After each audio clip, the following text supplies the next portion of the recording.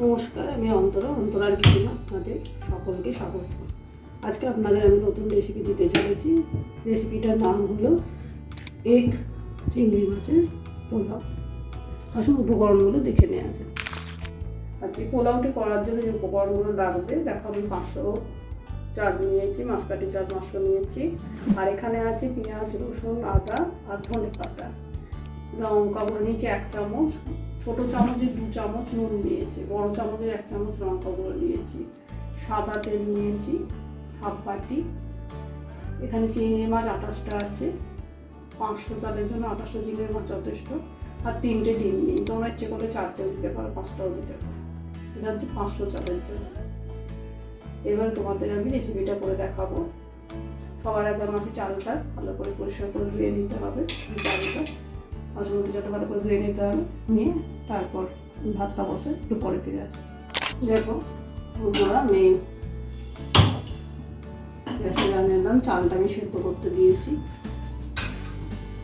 এবার আমি তেলটা কড়াতে দিয়ে দিচ্ছি।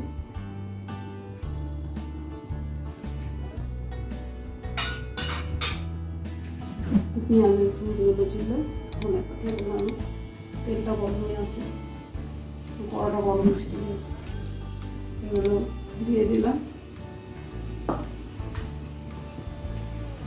একটু নুন দিয়ে দিলাম। যতক্ষণ চালটা সেদ্ধ হচ্ছে ততক্ষণ আমি এটাকে ভেজে নিই। তোমরা তো পোলাও খেয়েই থাকো, এটা একটু অন্য ধরনের, সবার বাড়ি কম বেশি পোলাও হয়, সেই পোলাওটা ট্রাই করে দেখো, খুব ভালো লাগবে। পেঁয়াজ, রসুন, আদা আর ধনে পাতা এগুলো ভাজছি। এগুলো অল্প লাল লাল করে ভাজতে হবে।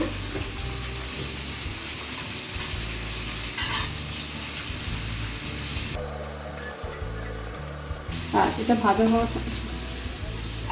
হচ্ছে তো, তার সাথে সাথে আমরা ডিমকে পেটিয়ে নেব।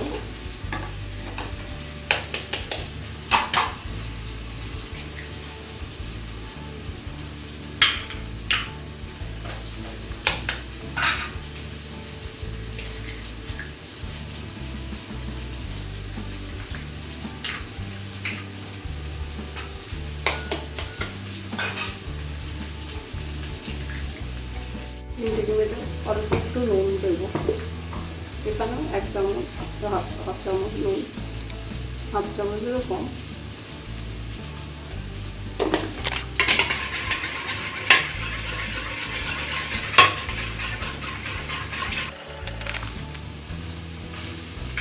এটা আমি ফেটিয়ে রেখে দিলাম। আমার পেঁয়াজটা ভাজা হয়ে গেছে।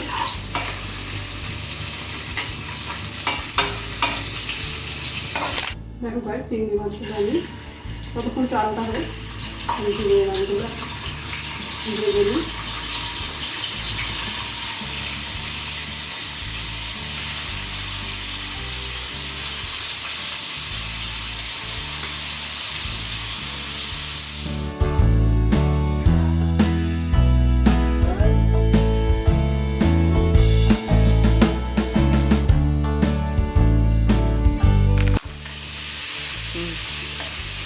বন্ধুরা, চিংড়ি মাছটা ভালো ভালো হয়ে গেছে, লাল লাল করে চিংড়ি মাছটা ভালো হয়ে গেছে। আমি এবার চিংড়ি মাছটাকে তুলে নেবো।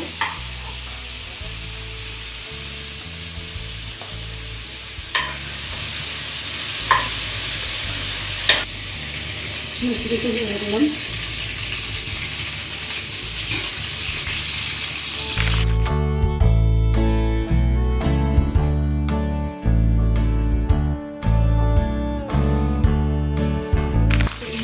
হালকা করে দিয়ে একদম আগে কিন্তু পুড়ে যেতে পারে। আর পাশে যেটা ভেজেছিলাম ভাজাটা দিয়ে দিচ্ছি, পেঁয়াজ, রসুন, আদা। তোমরা দিচ্ছে পারো, টমেটো দিতে পারো, আমি টমেটো দিচ্ছি। আমরা টক খেতে ভালোবাসি, টমেটোটা একটু টক টক হবে, টমেটো দিয়ে দিই। আমার ইচ্ছে করলে টমেটো দিতে পারো।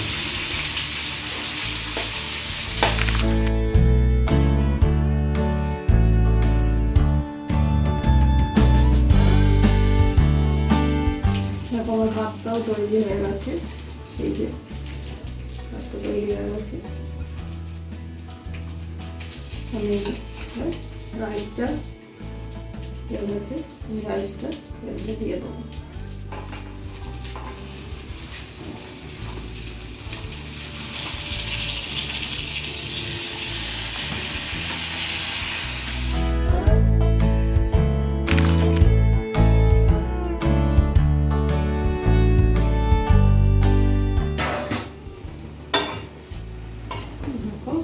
রাইসটা দিয়ে দিয়েছি, একটু নাড়তে হবে, নাড়ু কলাটা পড়ে যেতে পারে।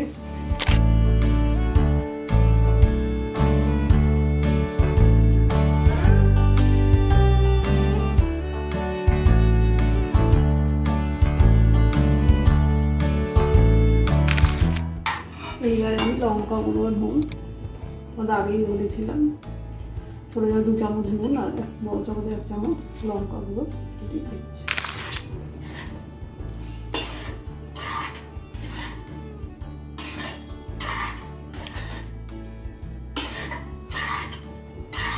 এটা খুব অল্প তেলে করা যায়, সামান্য তেল লাগে। একটু নাড়বে, না হলে পড়ে যেতে পারে। ডিমটা গুলে রেখেছিলাম, এটা দিয়ে দিই। আর একটা জিনিস, এটার পরে একটু চিনি দিয়ে দেবো। চিনিটা দিলে পোলাও তো খেতে ভালো লাগবে, যদি এটা অন্য পোলাওয়ের মতো নয়, একটু আলাদা, তাহলে চিনি দিয়ে দেবো। ডিমটা দিয়ে দিলাম, ডিমটা দিয়ে এভাবে নাড়তে হবে। দেখতে হবে নিচের ভাতগুলো যেন ভরে না যায়, ফ্লেমটা খুব আস্তে রাখতে হবে। এবার একটু ফ্লেমটা বাড়িয়ে দিচ্ছি, চিংড়ি মাছগুলো ছিল সেগুলো দিয়ে দিচ্ছি।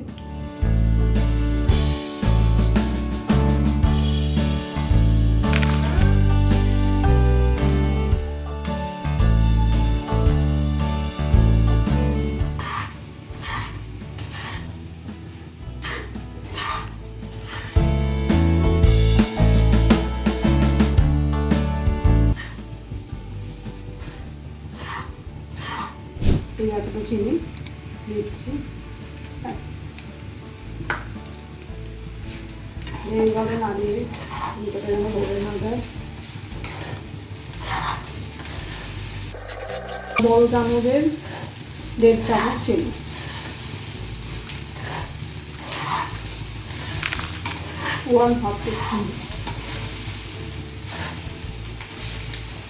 সবার শেষে ঘিটা দিয়ে দিলাম, আর শুধু ঘিটা দিয়ে দেবো, দিয়ে এইভাবে নামিয়ে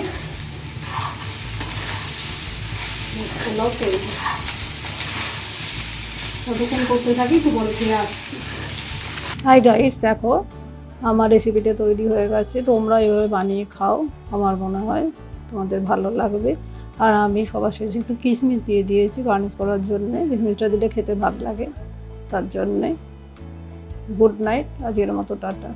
আবার একটা নতুন রেসিপি নিয়ে তোমাদের সামনে উপস্থিত হব। যদি রেসিপিটা ভালো লাগে তাহলে লাইক, শেয়ার, সাবস্ক্রাইব অবশ্যই করো।